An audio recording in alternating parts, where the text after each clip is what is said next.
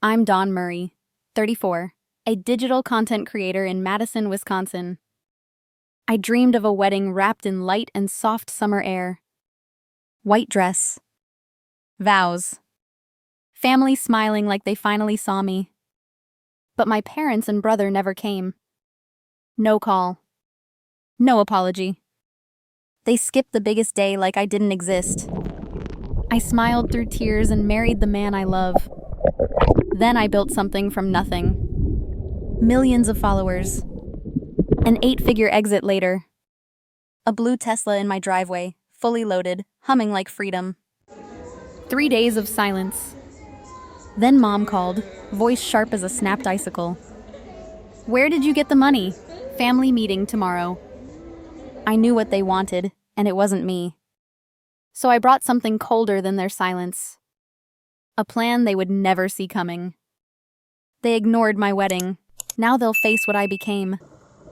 I grew up in Madison, Wisconsin, in a brick house with neat lawns. Dad, Philip Murray, sold insurance by day, watched football by night. Mom, Joan Murray, kept schedules, bills, and Brent's dreams stitched tight. Brent, my older brother, was the golden child, their pride, their story. I was the afterthought, the quiet shadow trailing behind. When Brent's middle school team won, our yard overflowed with celebration. Barbecue smoke. Streamers. 50 neighbors chanting his name. Dad clapped his shoulder, grinning wide. That's my boy. I stood beside the cooler, clutching a soda, unseen. A year later, I landed the lead in the spring play. I peeked through the curtain, searching for my family. Empty seats. Mom stayed home to help Brent study. I performed anyway, swallowed by hollow lights. At 14, I won a statewide essay contest. I carried home a shiny plaque, my heart glowing. Mom glanced once.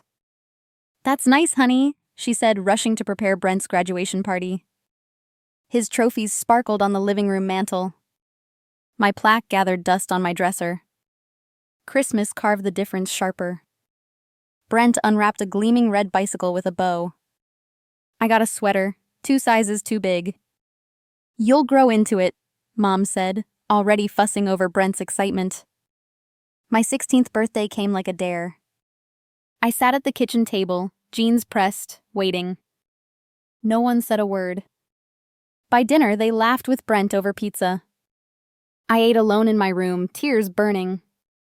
Each missed moment cut deeper. Each dismissal told me I wasn't enough. Dad's words lingered. We're busy, Dawn. Brent's future comes first. Busy became the excuse for my entire childhood. And slowly, silence became my inheritance. I stopped expecting anything from them. But the hurt didn't fade. It hardened, shaping me, teaching me how to survive unseen. Their neglect didn't just break me. It forged the fire they never saw coming. I grew up in Madison, Wisconsin, in a brick house with tidy lawns. Dad, Philip Murray, sold insurance by day, watched football by night.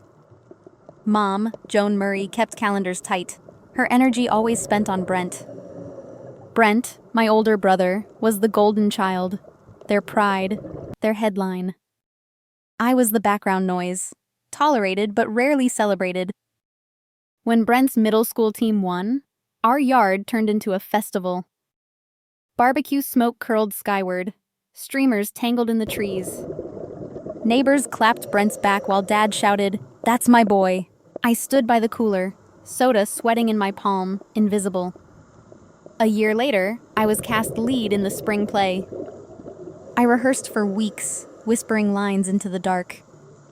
On opening night, I peeked out from the curtain. Their seats were empty. Mom stayed home to help Brent study for math. I performed anyway, blinded by hollow lights, applause echoing against loneliness.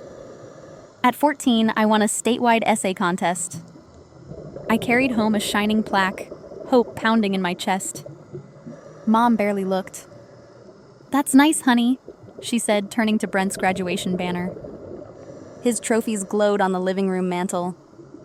My plaque collected dust on my dresser, forgotten. Christmas revealed the script clearly. Brent unwrapped a gleaming red bicycle, bow catching the light. I received a sweater, 2 sizes too large. "You'll grow into it," Mom said, already fussing over Brent's joy. 16th birthday. I sat at the kitchen table, jeans pressed, waiting. No balloons. No words. By dinner, they laughed with Brent over pizza. I ate alone in my room, silence louder than laughter. Each dismissal etched a scar. Each excuse whispered I wasn't enough. Dad once muttered, "We're busy, Dawn. Brent's future comes first." Busy became their shield, my wound, my inheritance. So I stopped asking. But the ache never vanished. It hardened, teaching me how to survive unseen. Their neglect didn't just wound me, it sharpened the fire they'll regret ignoring. After 16, I stopped waiting for applause from them. But inside, I searched for a place my voice mattered. That spark came in high school, in Ms. Ellis's art class. She lifted a clunky camcorder saying, "Art is storytelling. You are storytellers." Something inside me cracked open. I borrowed the camera, filming everything. Leaves swirling in the park. Rain sliding down windows. My dog gnawing a toy. Editing late at night, clumsy but free, I felt alive. Ms. Ellis noticed. "Dawn, you have an eye," she said, pushing a flyer into my hand. A local video contest. I hesitated. No one ever cared about my work. But she believed, so I entered. I called Mom at dinner, my voice hopeful. "It's a big deal," I said, sliding the paper across. She barely glanced. "Sounds fun. Brent has a mock trial this weekend." My chest burned. Still, I went alone.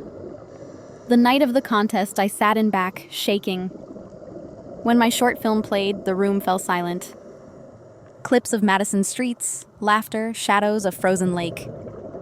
When applause erupted, I gasped, overwhelmed. First place. A small trophy, my name announced aloud. But no family in sight. I walked home alone, trophy clutched tight, victory fading into quiet. At breakfast, no one asked. Mom gushed over Brent's trial. Dad skimmed the newspaper. Brent smirked at his phone.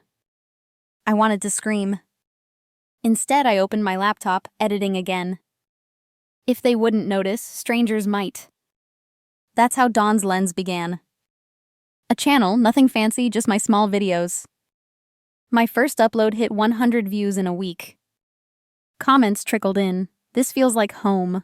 I read them again and again, chest swelling. People saw me.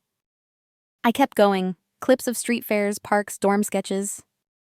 Subscribers climbed, slow but steady. 200.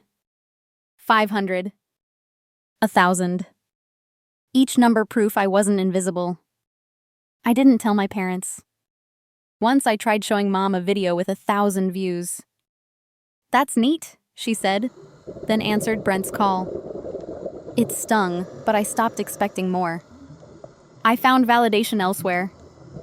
College brought more fire. Communications program, student loans, coffee shop shifts, long nights editing. Professor Burke screened my video in class. "This has soul," he said. His words filled the cracks my family left. Later, I led a team in a national contest. We won.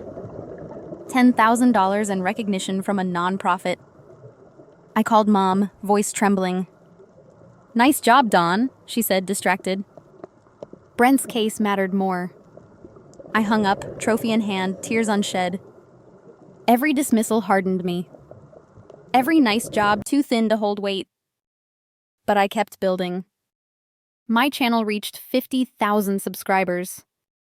I freelanced, hustled, survived. No cheers from home, but strangers wrote, "You inspire me." Those words stitched me together. By the time I launched Spark Vibe Studio, I wasn't invisible. Not to the world, not to myself. They still ignored me, but soon their silence would face a reckoning. Selling Spark Vibe changed everything. $18 million. No debt, no chains, just freedom. I celebrated quietly with Kyle, the man who truly saw me. We bought a modest house in Madison, coffee on the porch, laughter inside. His family filled the gaps mine left wide open. For years, my parents stayed silent. They skipped my graduation. They ignored my wedding. Not a word after I sold the company. But one photo changed it all. A sleek electric blue Tesla, $120,000 fully loaded. I posted it online, smiling proud. 3 days of silence. Then the call came. Mom's voice sharp, clipped like business. Where did you get the money? Family meeting. Tomorrow. My stomach nodded. They hadn't cared about my vows. Now a car brought them running. I knew what they wanted. Cash, not connection. I drove to the old brick house, hands gripping the wheel. Kyle offered to come, but I refused. This was mine to face. Dad opened the door, neutral face like nothing had happened. Mom bustled in the living room, setting out coffee cups. Brent lounged on the couch, scrolling his phone, not even looking up. No hugs. No warmth. Just stale air, thick with expectation. Mom started first, syrup sweet. Dawn, we saw your car, you've done well. I nodded, waiting for the catch. Brent leaned forward, voice blunt. Ella and Mason need college money. Tuition's killing me, you can help. Dad chimed in, serious. Family steps up, Dawn, that's how it works. I froze. Years of silence. They hadn't shown up for my milestones. Now they wanted my millions. My pulse raced, anger swelling. You want to talk family? I asked, voice sharp. Where were you when I got married? When I walked down the aisle alone? Mom stared at the table. We were busy, Dawn. Brent had a case. I laughed bitter. You've been busy my entire life. My plays. My contests. My wins. All ignored while you cheered for him. Brent rolled his eyes. Don't make it dramatic. We're just asking for help. Dad's tone hardened. You've got millions. What's a little for your niece and nephew? Their words cut deep, like I was a wallet, not a daughter. But something inside me steadied. I wasn't that invisible child anymore. I'd built my life without them. And I'd planned my response carefully. I opened my bag, pulling out a folder. Their eyes sharpened, ready for checks. Instead, I laid down papers that would shatter their expectations. They thought I was their bank, but I was about to show them the truth. I slid the folder across the table. Mom's fingers trembled as she opened it. Her eyes widened, scanning the letterhead. 15 million? She whispered, voice cracking.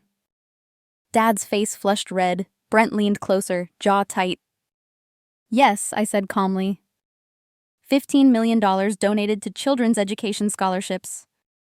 Kids who never had a chance will now have one. The room fell silent, disbelief thick as smoke. Brent slammed the table, coffee sloshing. That could have set Ella and Mason up for life. His voice rose, full of outrage. You're throwing it away, Dad barked. Family comes first. You owe us that. I met their fury head on.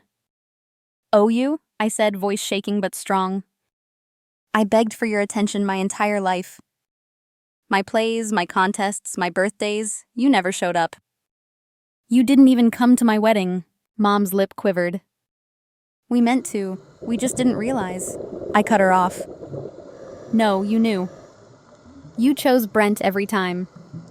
Now you see my success and suddenly I'm useful. Brent sneered. You're being selfish, Dawn. You'd rather help strangers than your own blood?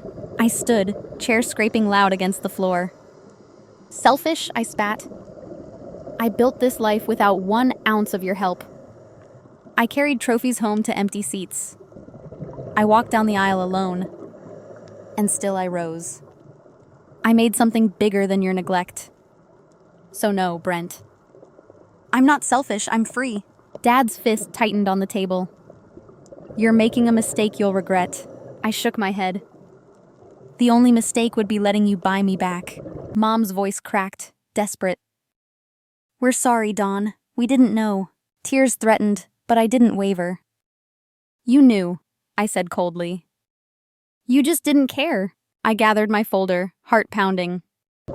Brent muttered curses, Dad seethed, Mom clutched the papers. But I walked toward the door, each step lighter. I paused at the threshold, hand on the knob. This is what family means to me, I said. Showing up. Lifting others. Not draining someone when they finally succeed. Their silence chased me down the hall. For the first time, I wasn't begging. I was choosing. And I chose freedom.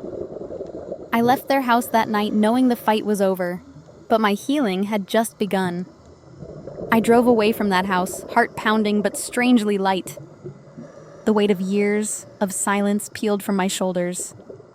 I had said everything I needed. There was no going back. I blocked their numbers, deleted their emails, unfollowed their lives. It hurt, yes. Cutting ties always does. But it also freed me. Kyle was waiting on the porch when I returned. He pulled me into his arms, whispering, "You're enough for me." His family called later that week, inviting us for dinner. Roast chicken, laughter, warmth, everything I'd craved as a child. Love doesn't need blood. It needs presence. I poured myself into purpose. The charity I funded grew. I mentored kids like Mia, hungry to create, desperate to be seen. Her smile after editing her first video meant more than millions. Those kids weren't strangers anymore. They were reminders of who I had been, unnoticed, but still burning. Sometimes, I drive through Madison, past the old house. I don't ache like before. The memories sting, but they don't own me. I've written my own story, one choice at a time. Family isn't who shares your last name. It's who shows up. It's who cheers, even in the shadows. I finally stopped begging for love that never came. And I built a life overflowing with it instead. If you've been through this, you're not alone. Have you ever had to walk away from family to survive? Tell me in the comments. Your story matters. Because here's the truth. Being invisible broke me, but reclaiming my worth rebuilt me. And now I'll never disappear again.